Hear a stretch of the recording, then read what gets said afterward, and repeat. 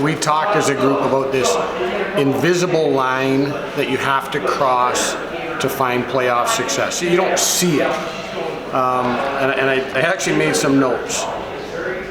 There's been 3 previous back-to-back home ice in the last 20 years. There hasn't been a home series win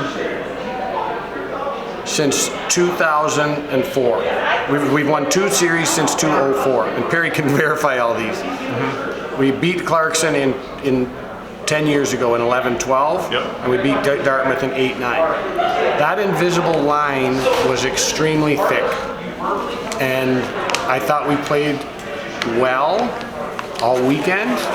We lost the first game, and we were losing tonight, and the guys just didn't give up. So that's what I thought about in the time between then and now. What does it say? That goal at the end of the second period could have been a dagger. You guys seem to have that will to win that people talk about around playoff time. You had that in the third period. What was the room like in between the second and third? I'm only in there for a few minutes. I asked them if they were willing to have the end of the story be at the end of the second, that we still have a say in the outcome of this game. And you never know when the momentum can turn. And I thought it was coming. We take a too many men in the ice penalty, and then it turned for us, and it wouldn't stop. So again, I didn't say much. I just said, hey, there's time for us to write the story still, and we don't know what it'll be. I said we didn't have to get to 4. We had to get to 3. We had to extend the game. How important was that power play goal? If you guys don't score on that first power play in that third period, does anything change in that game? I mean, that was a momentum switch as well. Well, everything's momentum. Everything is momentum, and that power play was not a good power play. I thought Dartmouth, and the statistics are going to say, what were we, 4 for 5 in the power play, but I thought that their penalty kill gave us a lot of trouble tonight, and good for the guys to stick it out and get 4 power play goals. You talk about Simon's play. Obviously, he's had a huge weekend. He had a goal last night and gets 2 tonight. Just a guy from the back end now, offensively, is figuring it out. Yeah, he's got super high IQ. He's willing to put pucks to the net, and I think he had the big man Adamo in front of the net on one, if not both of them, which is a large man to see around, and good for Simon. I'm happy for him, and glad he shot the puck. Last night's game pretty tricky, especially down the stretch. Came out a little cleaner today, maybe a little chippiness towards the end. Did you say anything to the team about the importance of not taking silly roughing penalties? What was the last part? Did you say anything to the team between games about not taking silly roughing penalties? No, and I didn't necessarily agree with the way they were called last night, but we wanted to play from puck drop to whistle and play hard. And actually, games like this, where both teams are fearful of that extra penalty, I think it's actually easier for the referees, because nobody wants that penalty that's going to cost you. And it happens, but I thought tonight was a well officiated game and a clean game. How do you think Dubinsky's goal? You're short-handed, yet he was incredibly patient, weaving his way through the zone to tie the game. Just kind of his play there. Well, the story behind that one, and I put Jake Gagnon in the box just in case we had a power play. I didn't want a power play guy in the box. And as we were talking about on the bench, Matthias Lang, assistant coach Lang, said to me, he goes, "Hey, how risky do you want to be here?" And I said, I didn't know what he meant. He says, "Send Brackett and let him go." And Duber scored, but Brackett blew the guy back a little bit, pushed the pace back, and then Duber showed great pace, but he can't do that if not for Brackett. So a secondary assist to Coach Lang. Talk about that line of desperation the guys have to play with with that 3-2 deficit. You can't be taking bad penalties, but at the same time you have to still play that physical play. You still have to play with desperation.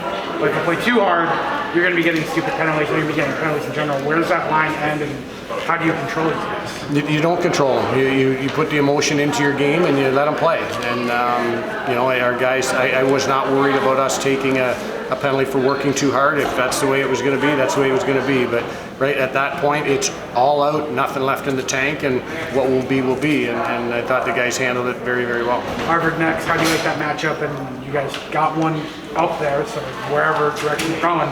How do you feel about that matchup and playing on that Olympic sheet? I think we'll celebrate this one for at least 12 hours and wake up happy and turn our attention to Harvard then. Honestly, just so proud of the guys. Really, a lot of things were said by a lot of guys in the locker room that proved we have a lot of great leaders in this team, and we came out and I thought really everyone brought their best, everyone elevated their game. I mean, we got some scoring from guys that, you know, really stepped up, and just so proud. So like when I scored, it just felt so good, and also just knowing that it was the first time RK has won a series in so long, like, and as a senior, like, it meant a lot to me, and I know it meant a lot to a lot of people, so just kind of all that excitement at once. The series of coming back, you're digging yourselves out of holes from game one when you lost all the way to this game. What's to say about this group as a senior, and how proud you are that this group is, you know, like you said, won a playoff series for the first time in a long time?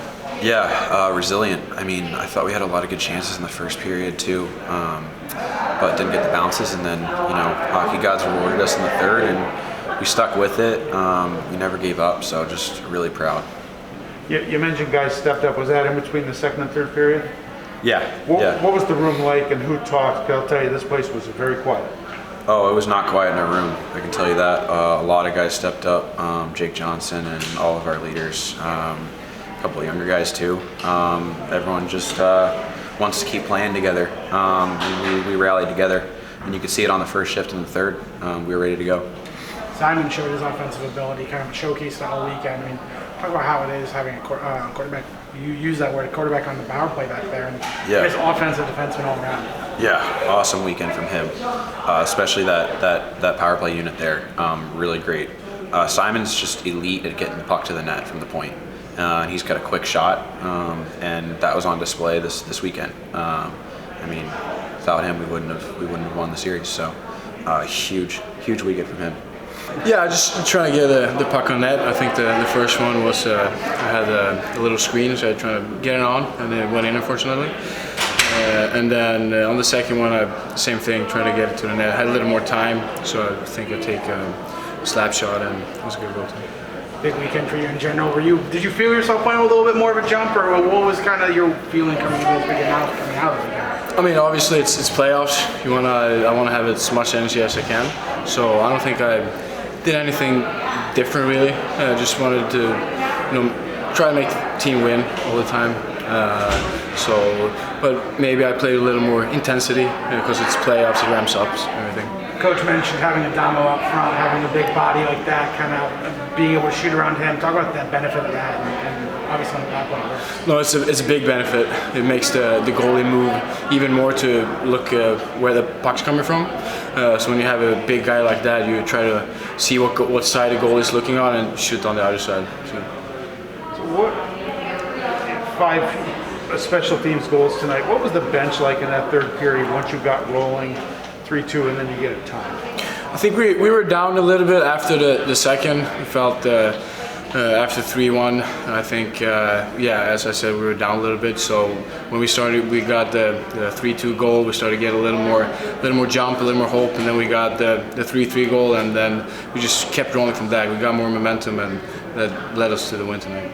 No, I think we just had a lot of momentum going after Zach scored a shorthanded goal, and then our power play was a little bit broken, but I mean, Simon wheeled up the right side, and then I just did my best to get to the net, and he just made a good pass and just kind of went off my skate, and I knew it was inside of the post, and I knew it was a goal, so just kind of celebrated and acted like it was, and then hoped the ref made the right call.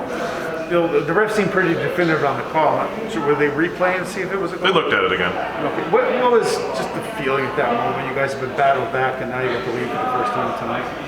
I think we were all pretty happy. I know, like, it was kind of, you didn't want to get too high because we didn't know what the outcome was going to be, but once the ref pointed to center ice, we were definitely really happy and just worried about the last 4 minutes or however long was left in the game and just wanted to get it finished. Is it a tough one? Dartmouth was very stubborn this weekend. Did that kind of keep you on your toes once you had the lead?